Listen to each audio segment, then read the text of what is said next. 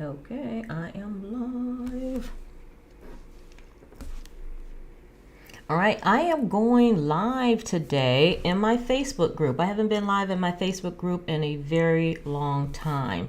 And I wanted to go live today to really talk about home buying. Purchasing a home is a dream for a lot of people. And June is home ownership month. So I thought, you know what? I will jump into my Facebook group and have a conversation about purchasing a home. I'm going to share with you my experience when I purchased my first home and also talk about what I see a lot of clients doing when they are purchasing a home. And I want us to really think a little different about the way we approach the home buying process. So I'm going to go ahead and get started. And I'm going to start off by telling you, who am I? My name is Renee Collins. I'm a CPA financial planner, and I am also the founder of a company called Retire Ready. Retire Ready is a registered investment advisory company here in Illinois, and we work with professionals as well as business owners, helping them to develop a healthy relationship with their money so they can save more, invest smart, and build wealth, and not just for this generation, but for the next generation as well. And money evokes so much shame and guilt and judgment that our firm focuses on not just the investment aspect of money, but also helping clients to, like I said, develop a better relationship with money. And we do that by providing support and educational tools, similar to me going live today, just helping us to think differently about our money. So that's pretty much what my firm does in a nutshell, is helping clients to design their life intentional, to live a life that is purposeful as opposed to one that is by default. So what am I going to talk about? So I'm going to talk about this home buying process and how emotional it is.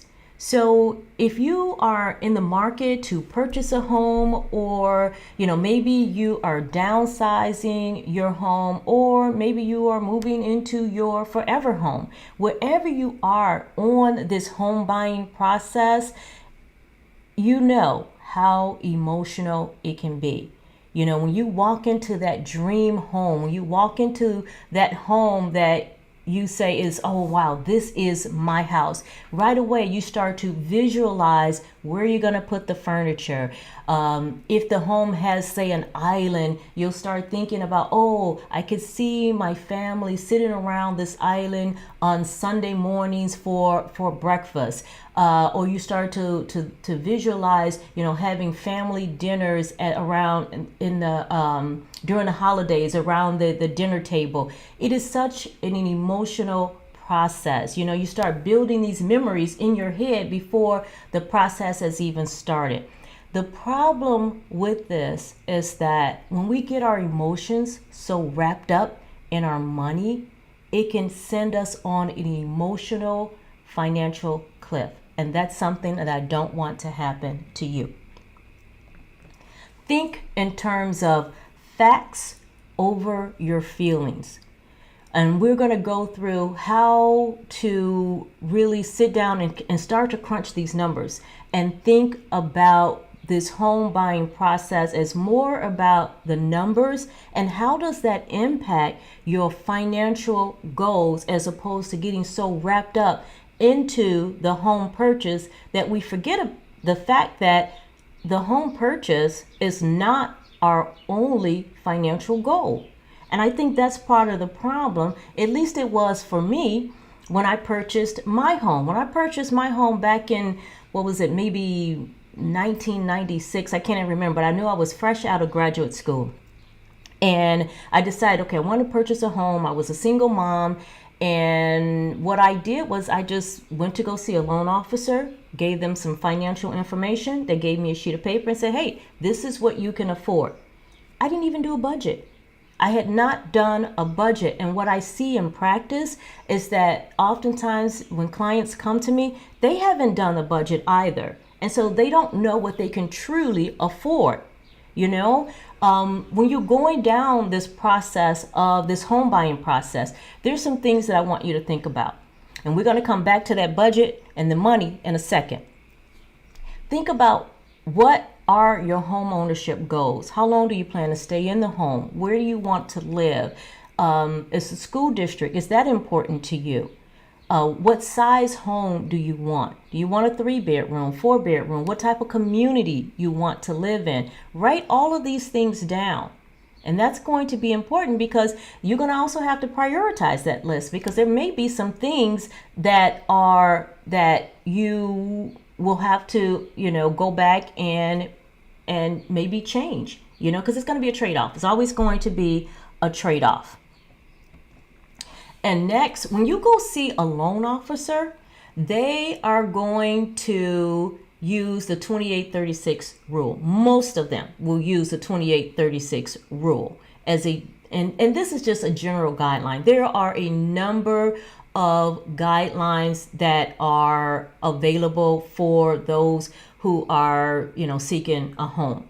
But as a financial advisor, as a financial planner, I don't really like guidelines because they're just that. It's like a compass. It'll point you in the direction, the general direction, but will it help you achieve the financial goal that you are trying to get to? Maybe, maybe not, because it's going to be dependent upon your specific financial situation. So the way this 2836 rule works is, it says that you can dedicate 28% of your gross monthly income towards housing. The other 8% can be dedicated towards other debt. And there's some flexibility in this depending upon the lender. But this is what I want people to understand, is that this is the lender's qualification. This is what the lender says that you can afford. You have to decide what you are going to, what your lifestyle and other financial goals are. So you have to decide what you can really afford, because the lender doesn't know you. They're just going to base their decision on some numbers that you provide to them. So here's an example. And what I did was I basically took these numbers and I put them into Zillow to come up with what would be a number, just kind of like in the ballpark, so to speak. So let's say you have income of $100,000 for the year. If you take that divided by 12, that gets you to $8,300 a month. Let's say you have some expenses. You have a car note that's about $500. Now, based on my research, the average American has a car note that is $800 a month with a loan term of 6 years. So we're putting a lot of money into these cars. Just something to think about. I'm going off on a tangent. And then your Visa, let's assume you have credit card debt that's about $100 a month, and maybe you have some student loans and you pay $200 a month for that. Total debt here is about $800. So that's a little bit more than, the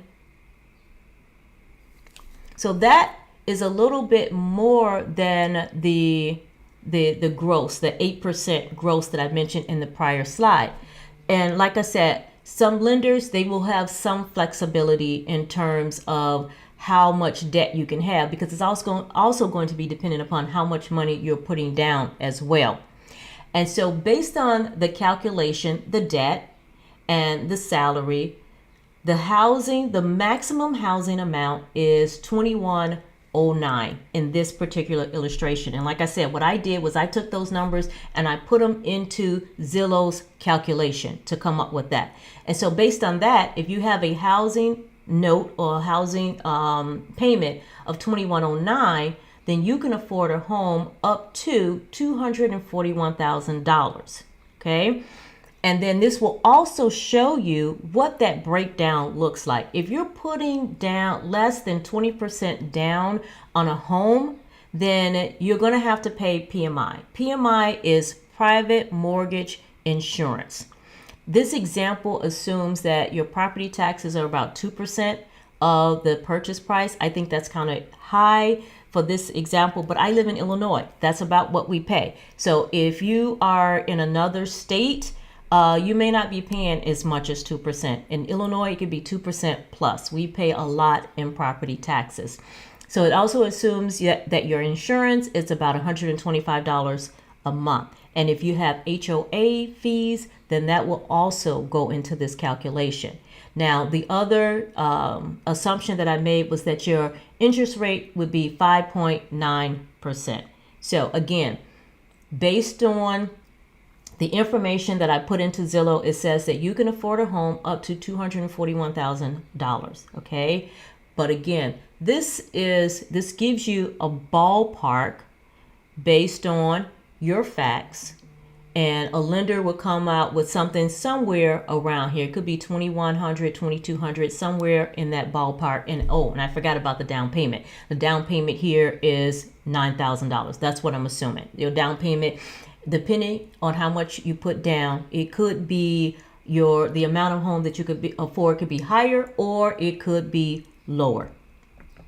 Now, what I want to really talk about is, then this is really the crux of me going live today, is that oftentimes we think about the home buying process in a vacuum. We're not thinking about our other retirement goals that we may have, such as I said, retirement goals. I mean, our other financial goals, such as retirement. There are 3 goals that I want you to think about. 1, think about your retirement. Think about your lifestyle, and then think about the home last. And this is why I say that, because once we get that piece of paper from that lender telling us what we can afford based on our numbers, we're not thinking in terms of our lifestyle. You know, if you have children and you want your kids to be in activities, think about your expenses that are going to be associated with that. If you're not saving for retirement, you want to make sure that you have a line item in your budget for retirement as well. If you have expensive hobbies that you enjoy, such as maybe golf or something else, golf is an expensive hobby. You want to have a line item for your lifestyle items, because you're not going to just live in your home and do nothing else. You want to be able to take a vacation. You want to be able to travel and do some other things as well. So all of those things should be taken into consideration when you are thinking about purchasing your home. So I talked about your income, your expenses, your savings. You want to determine your monthly net income. You want to analyze your expenses and see, is there some place that you can cut back on so that you can afford the home that you want. Now, this is basically, I call it the Money Map worksheet. And what it is a tool that I use with my clients so that they can get a sense of where their money is going.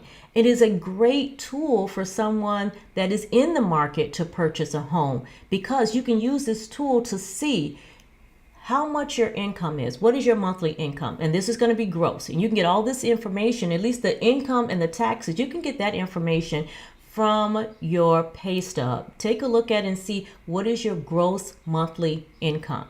And then what are your taxes? How much are you paying for taxes? And then where it says savings, you should have something there for retirement savings. And if you don't, then I encourage you to at least take a look at maybe Vanguard or look at Fidelity. Go to their website. They have a calculator there, retirement calculators, or you can use bankrate.com as well.